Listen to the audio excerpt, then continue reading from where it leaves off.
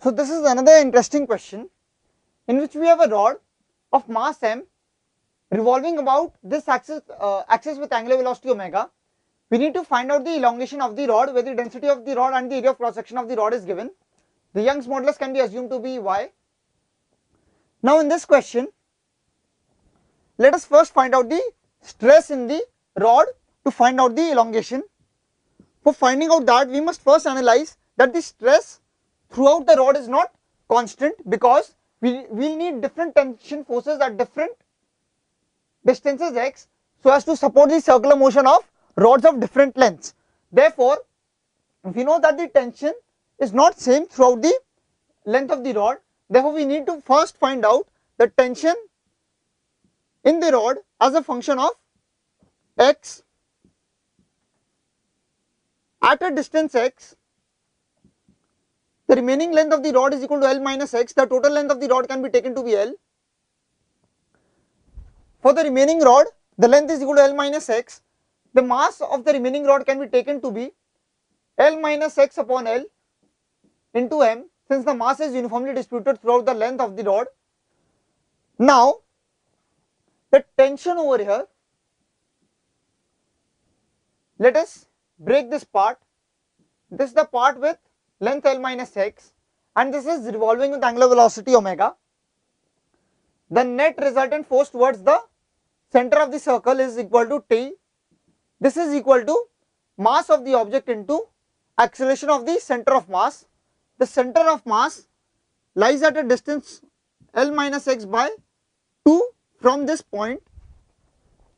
Therefore, the distance of center of mass of this object from the axis comes out to be equal to x plus L minus x upon 2. Therefore, this can be written, therefore, the acceleration of this will be equal to omega square into this distance, that is the distance of the center of mass from the center of the circle in which it is revolving. Therefore, omega square into 2x plus L minus x, that is equal to x plus L upon 2. Therefore, this is the acceleration of the center of mass. We know that the net external force on a body is equal to mass into acceleration of center of mass. So, just writing the acceleration of center of mass over here suffices. Therefore, we write this equal to m square into x plus L upon 2. We know that m dash is equal to L minus x into m upon L. We substitute that here to get T is equal to m upon 2L into omega square into L minus x into L plus x, that is equal to L square minus x square. So, first job is done. We get the tension in the rod as a function of the distance x from the axis. Now to find out the total elongation of the rod, since this tension is not constant throughout the rod, we have to integrate the extension in each of the small elements of the rod to find out the total elongation of the rod. Let us consider an element of thickness dx at a distance x from the axis. Now the tension here, as we know, will be equal to m omega square upon 2L into L square minus x square. Therefore, we can write the stress to be equal to T upon A, that is m omega square upon 2L into L square minus x square upon pi r square. This is the stress. We know that y is equal to stress upon strain,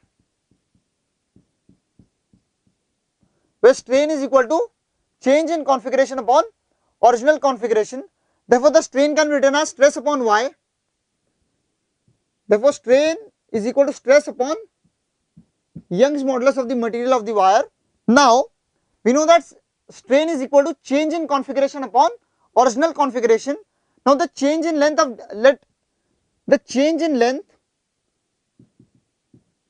upon original length, that is dx, equal to this.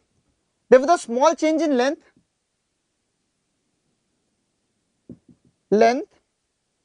can be written to be equal to m omega square upon 2 pi r square yl into L square minus x square into dx. This is the small change in length of this small element. Now, what we need to do is just integrate this change in length over all x. Therefore, the total elongation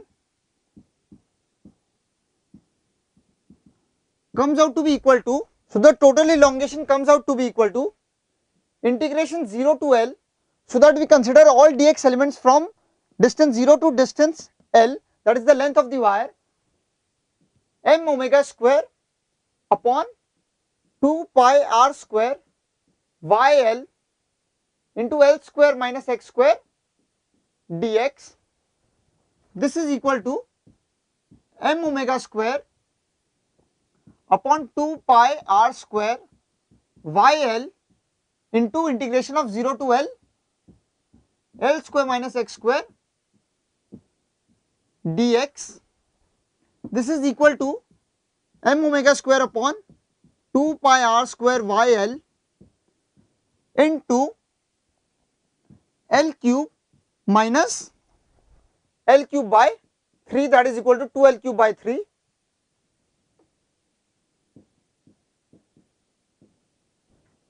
This becomes L square. So the final answer for the total elongation in the rod comes out to be equal to m omega square L square, the 2 gets cancelled also, 3 pi r square into y. So final answer for the total elongation of the rod comes out to be equal to m omega square L square upon 3 pi r square into y. The important thing you should have learned in this question is that whenever the stress is not same throughout the length of the rod, then you have to integrate the strain over each of the small elements of the rod. The important first part was finding out the tension in the rod as a function of x. We found out that by applying Newton's law on the remaining rod, but there is another method which you could have used to find out the tension. That is, you could have assumed a dx element at distance x. Let the tension at this end be T plus dt and this end be T. Therefore, dt could have been written as mass of this small element of thickness dx into omega square x. Now, this dm could have been written as total mass into dx upon L. Therefore, this would have been, this can be written as m dx upon L into omega square x. This is equal to m omega square x dx upon L. Now, this is the small change in tension at a distance x. That is the small increase in tension at the distance x. We need to find out the total increase in tension as we go from here to here. That is equal to integration L to x m omega square x dx upon L. This comes out to be equal to m omega square upon 2L into x square minus L square. Now, this is equal to m omega square upon 2L L square minus x square. This just tells you the direction, so you can forget this. Therefore, the value of tension at a distance x comes out to be the same as it came previously, that is m omega square upon 2L into L square minus x square. So, you can use this method also to find out the tension in the rod. So, final answer comes out to be m omega square L square upon 3 pi r square into y. Now, the value of m was equal to rho into pi r square into L. We substitute this here to get rho into pi r square gets cancelled, omega square L cube upon 3y.